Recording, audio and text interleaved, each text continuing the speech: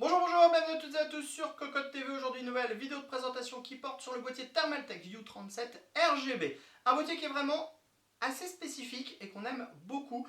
Tout simplement parce que son panneau gauche est fait d'une seule et unique partie en plexiglas et il remonte du côté gauche et il va jusqu'au dessus du boîtier. Et on n'a pas de structure en acier sur le dessus du boîtier, ce qui fait qu'on a une vision à, allez, on va dire 360 degrés, même si c'est pas ça, sur l'intérieur de la machine. C'est-à-dire qu'on va avoir le ventirail de CPU ou le système de water cooling, ensuite la carte graphique et enfin la fin de l'alimentation et de la carte mère. Et clairement, ça donne un effet qui est saisissant à ce boîtier. Le boîtier est au format EATX, il est livré avec 3 ventilateurs de 140 mm RGB de base. On a pas mal de fonctionnalités dans ce dernier et son tarif est de 149 €. On vous propose de le découvrir, c'est tout de suite, c'est maintenant, c'est sur Cocotte TV. On commence ce tour du View 37 par Thermaltake en version RGB avec les tech specs. Le boîtier mesure 525 mm de profondeur sur 261 mm de largeur. Il est donc très très large. Et enfin, en hauteur, on est sur 535 mm, poids 12,7 kg. Au niveau de la compatibilité ATX, EATX, on a 8 slots d'extension classique et 2 slots d'extension à 90 degrés. On commence avec la face avant que l'on pourrait croire en verre trempé, mais ce n'est pas le cas. Elle est en plastique transparent fumé. On n'a rien à dire, ça fait le boulot, c'est plutôt très propre et c'est moins lourd que le verre trempé. Alors, dans la partie haute, on remarque tout de suite le panneau de contrôle, donc on vous en parle maintenant avec le reset, 2 USB 3, 2 USB 2.0, les entrées-sorties audio, les diodes d'activité, le power on en aluminium. N'oublions pas de vous parler de ce qu'on trouve derrière la face avant. Cette dernière est amovible.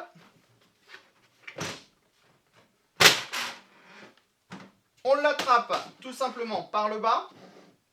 Et donc, elle vous montre les deux ventilateurs Ring Plus en 140 mm qui sont livrés de base avec le boîtier. Sachez qu'on pourra en mettre un troisième, ou alors 320 mm, ou alors deux ventilateurs de 200. On voit qu'on a plein de passages partout. Et c'est compatible avec le water cooling en 360 et 420 mm. Vous allez nous dire que ce n'est pas filtré, c'est juste que le filtre n'est pas présent ici de base. On a un filtre également sur une grille qui est sur le côté. Ce dernier est aimanté. Donc si vous voulez le changer de place, vous le mettez là derrière votre entrée d'air et donc le boîtier sera filtré.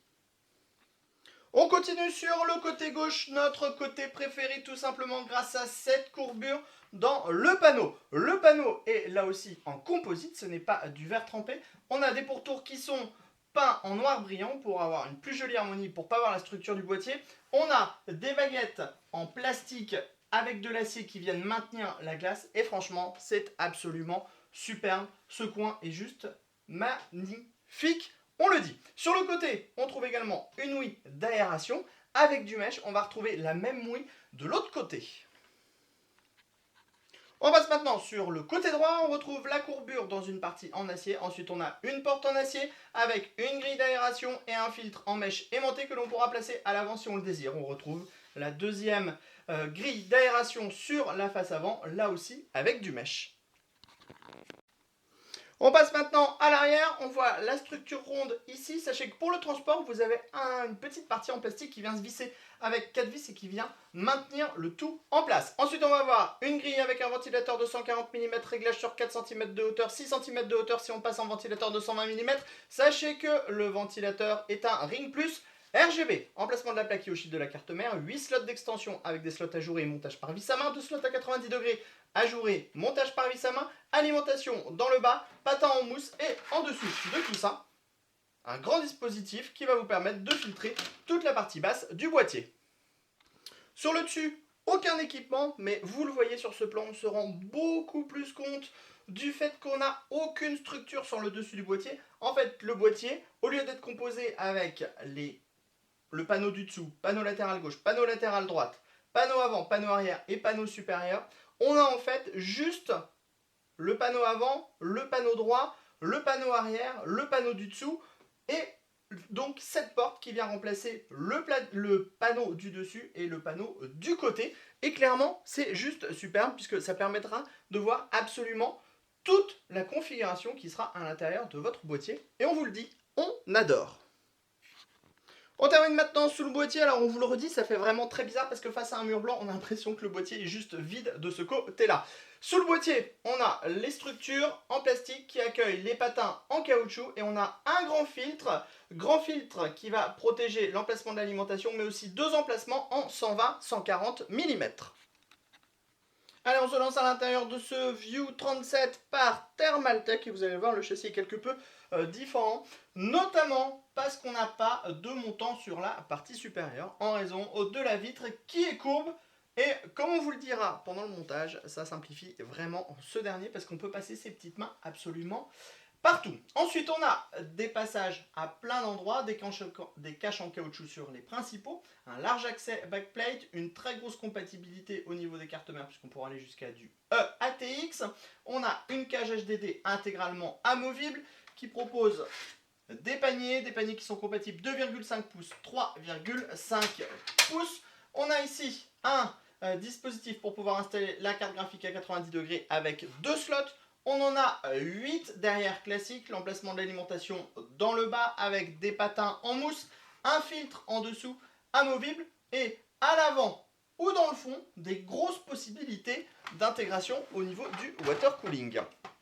Alors à l'avant déjà de base vous allez trouver deux ventilateurs Ring Plus en 140 mm, sachez que vous pourrez mettre 3 ventilateurs de 120 mm ou 3 ventilateurs de 140 mm ou 2 ventilateurs de 200 mm.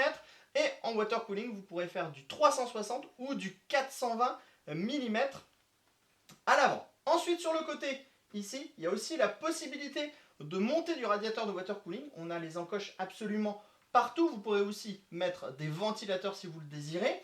Et donc, là aussi, on pourra être en water cooling en 360 mm ou 420 mm, ce qui n'est pas rien.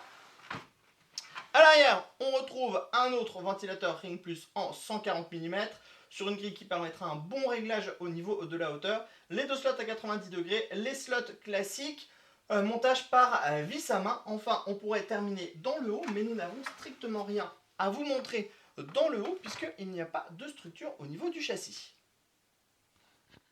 À l'arrière du châssis, on va retrouver l'accès backplate, les passages avec les caches, donc sur le centre et dans le bas.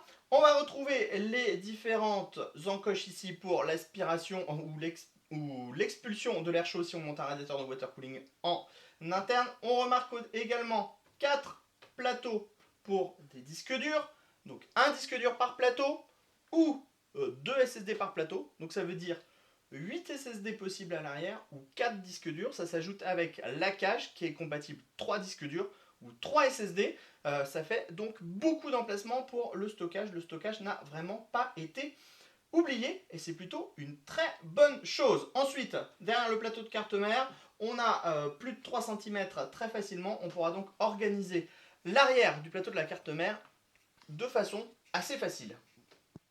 On découvre maintenant l'intérieur de ce châssis, de ce TT View 37 avec la config montée à l'intérieur. Alors la première chose que l'on remarque, c'est que on n'a pas de structure sur le dessus. Et on va vous dire quelque chose, pour monter un PC à l'intérieur, ça change absolument tout, puisque tout devient beaucoup plus accessible. Alors certes, on n'aura pas la possibilité de mettre un grand radiateur de water cooling dans la partie haute, on en mettra donc un à l'avant uniquement, mais vraiment c'est beaucoup plus simple de monter une configuration à l'intérieur. Ensuite au niveau de la place, on le voit, on en a énormément, notre carte mère est bien tranquille. Au niveau de la carte graphique, c'est pareil, on a vraiment beaucoup de place. On trouve ici la cage HDD et vous allez le voir quand on va retourner le boîtier, comme on l'a déjà vu tout à l'heure. Si vous voulez installer vos disques durs à l'arrière du plateau de la carte mère ainsi que les SSD, vous pourrez le faire sans aucun problème. Vous pourrez donc vous séparer de la cage HDD, utiliser le support pour mettre un ensemble pompe plus réservoir, ce qui fait que vous pourrez avoir un boîtier qui est vraiment sympa avec le water cooling, même si on n'a pas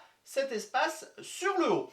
Ensuite, on regrette quand même malgré tout l'absence d'un cache au niveau de la cage d'alimentation, puisque l'alimentation c'est pas franchement le composant qui est le plus joli dans un boîtier, mis à part quand on a une alimentation RGB. Alors avec tous les modèles qui vont arriver, peut-être que ça va prendre tout son sens plus tard, mais nous on aimait vraiment bien et on aime toujours les caches alimentation qui permettent de cacher et l'alimentation et la cage HDD. Et là, on voit la cage HDD, on voit l'alimentation, c'est un petit peu plus disgracieux. Vous pourrez tout de même mettre votre carte graphique à 90 degrés si vous le désirez, puisque on a le support qui est disponible avec le boîtier de base. Il tient avec 3 vis et vous pourrez donc installer votre carte graphique dans ce sens et dissimuler comme ça un petit peu tout ce qui se cache dans le bas.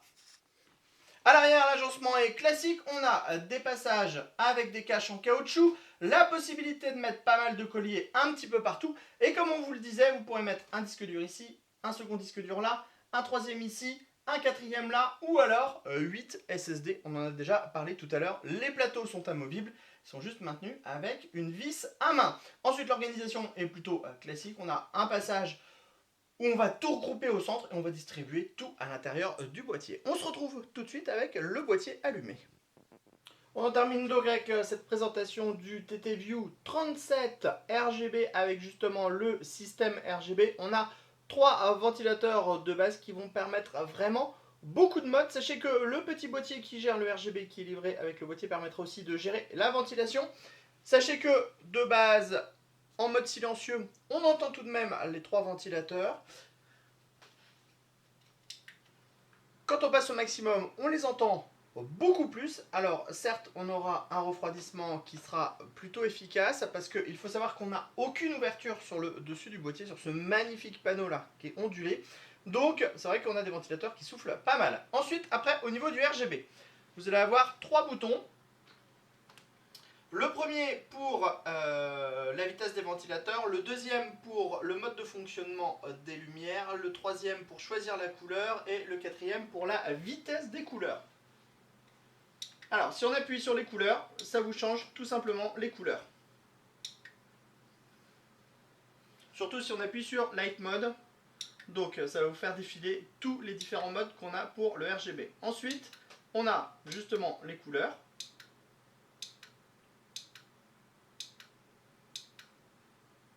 Et enfin, on a la vitesse du clignotement qui va être plus ou moins rapide selon le mode que vous utilisez.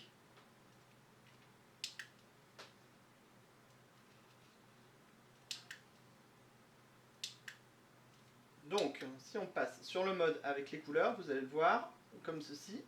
On va pouvoir faire défiler les couleurs plus ou moins rapidement. Plus lentement, encore plus lentement et rapidement.